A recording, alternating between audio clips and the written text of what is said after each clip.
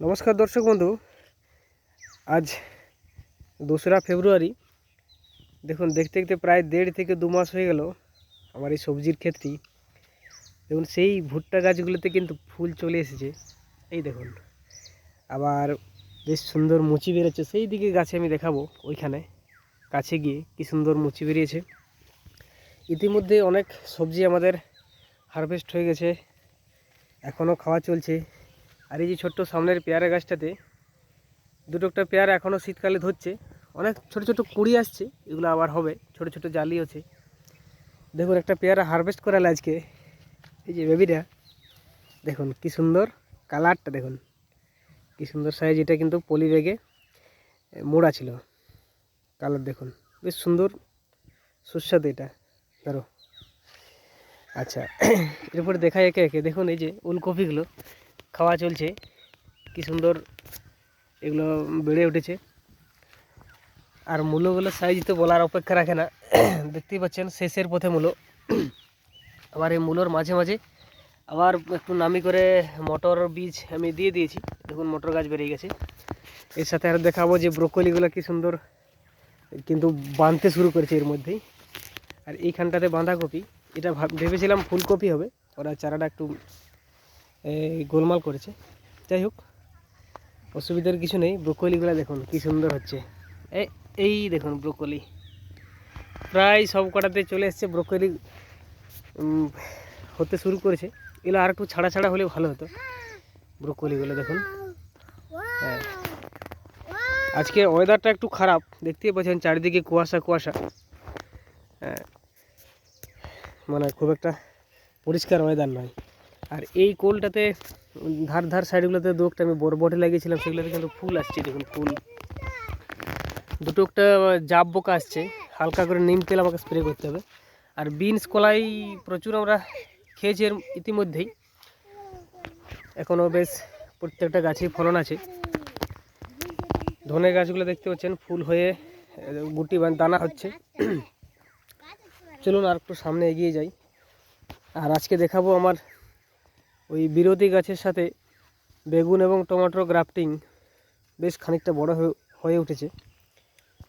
ওরা কিন্তু নতুন ফুল আসতে শুরু করেছে বেগুন গাছটাতে এবং টমেটো গাছটাতে, আমাদের দেখাবো। আর এই টমেটো গাছগুলো যে আমি একটু মাচার মতো করে দিয়েছিলাম, তাতে অনেক গাছ অনেক ডাল চারদিকে ছড়িয়ে গেছে। এগুলো আবার একটু বাঁধতে হবে। এই ফুল আসছে, ছোট ছোট ফল ধরছে।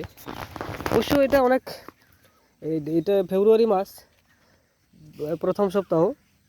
এটা যদি আমরা কার্তিক মাসে এই সিস্টেমটা করতে পেতাম, তাহলে এখন আমাদের প্রচুর খাওয়া হতো। শীতের সবজি আগাম পেতে হলে ঠিক কার্তিক মাসে রোপণ করতে হবে। ফুলকপি, বাঁধাকপি, তারপরে টমেটো।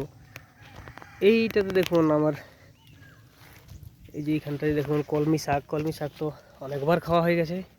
মটরগুলো খুব সুন্দর দানা মটর, এই যে দেখুন মটর। আর ভুট্টাগুলো দেখুন, মানে 7 থেকে 8 ফুট হাইট, কাছে কাছে ভুট্টাগুলো হয়ে গেছে গাছগুলো, তার জন্য খুব বেড়ে গেছে উপর দিকে।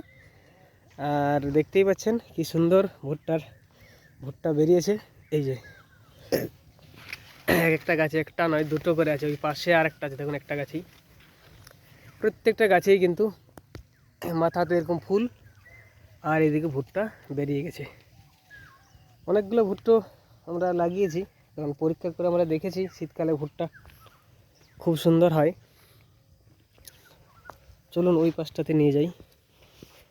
রসুন গাছগুলো আছে, কীরকম মোটা হচ্ছে দেখায়। যে পেয়ারা দেখুন আরও ছোটো ছোটো জালি আছে, ছোটো ছোটো ফুলও হচ্ছে। পেয়ারাটা আরও অধিক পরিমাণে ফুল এবং ফল পেতে গেলে এর ডগাটা কাটিং করতে হবে, সেগুলো আমাদের করা হয়ে ওঠেনি। এবারে এই ডগগুলো কেটে দিলেই এখান থেকে প্রচুর ফুল আসবে।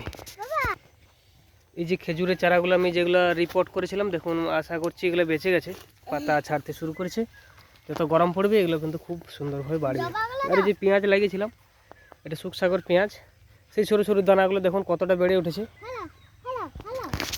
এটা দেখিয়েছি। আবার শীতের সবজি কিছু কিছু আমরা রোপণ করা শুরু করে দিয়েছি ইতিমধ্যেই। দেখুন এইখানটাতে ভেন্ডি দেওয়া আছে, ভেন্ডি গাছ আছে। এইখানটায় দেখুন সেই ড্রাগনটা কিন্তু বেশ ভালোই বাড়তে শুরু করেছে। ড্রাগন, একটা বেগুন গাছ, হ্যাঁ, এই যে এইখানটাতে দেখুন এই যে পেঁয়াজ রসুনগুলো, এগুলো খুব সুন্দর হচ্ছে।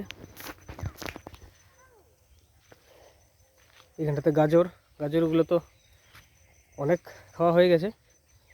এই দিকটাতে কটা ভুট্টা গাছ আছে, হ্যাঁ। আর ওই পেঁপে গাছটা দেখতেই পাচ্ছেন কি সুন্দর পেঁপে, বড় বড় একটা পেঁপের সাইজ দেখুন। একটু সামনে আমি নিয়ে যাই, দেখুন পেঁপেগুলো দেখুন একবার, কি বড় বড় পেঁপে। এগুলো কেমন হবে জানি না। এখানেই বীজ পড়ে হয়েছে গাছ। এই গাছটা চারা কোথার থেকেও মানে আনা নয়, আমরা বাড়িতে যে পেঁপেগুলো খাই তারই বীজ থেকে হয়েছে।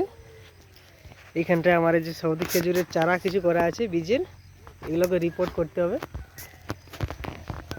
এই যে আবার পুনরায় যে গাজরগুলো আমরা ফেলেছিলাম ছোটো ছোটো, সেগুলো দেখুন আরও কতটা বেড়ে উঠেছে। আগের ভিডিওতে দেখেছিলাম খুব ছোট ছোট বেরিয়েছিল, 1-2 পাতা, এখন কিন্তু অনেকটা বেড়ে গেছে। বেশ কিছু সূর্যমুখীর বীজ আমি লাগিয়েছি আর এর মাঝে মাঝে। এই যে দেখুন সূর্যমুখী, এই যে সূর্যমুখী আছে, এই যে এগুলো কিন্তু আর সামনের 1-2 মাস পরে এগুলো কিন্তু ফুল আসবে। ওই বেগুন গাছগুলোতে ছোটো ছোটো দানা আসছে। বেগুনে ফলন অধিক পেতে গেলে জল একটু বেশি পরিমাণে লাগবে। বেগুন চাষ করে যেটুকু বুঝতে পারছি, বেগুনে প্রচুর জল লাগে। আর এই দিকটা একেবারে ড্রাই, কিন্তু কল্লাচ মাটি, এটা কাকুরে মাটি, জল থাকেই না। বর্ষাকালে এইটাতে জল জমা হয় না। বর্ষাকালে যদি মানে বর্ষাকালে যে কোনো সবজি এটাতে করা যাবে, কোনো অসুবিধা নেই, মানে ড্রেন ছাড়াই।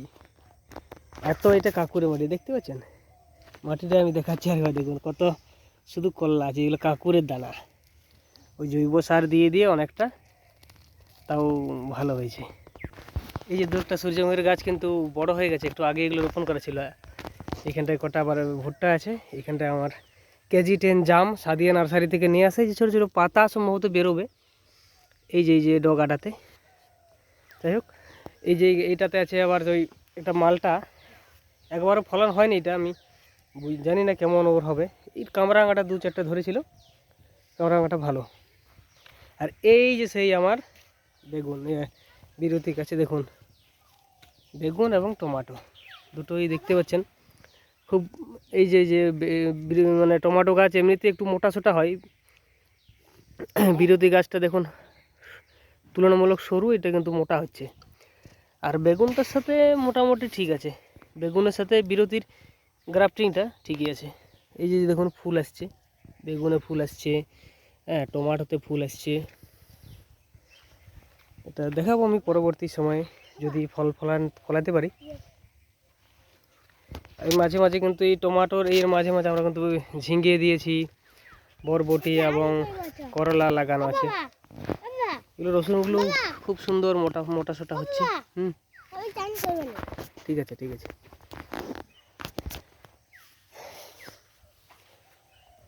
ঠিক আছে, গোটা বাড়িটাই ঘুরিয়ে দেখালাম। কেমন লাগছে আপনাদের কমেন্ট করবেন।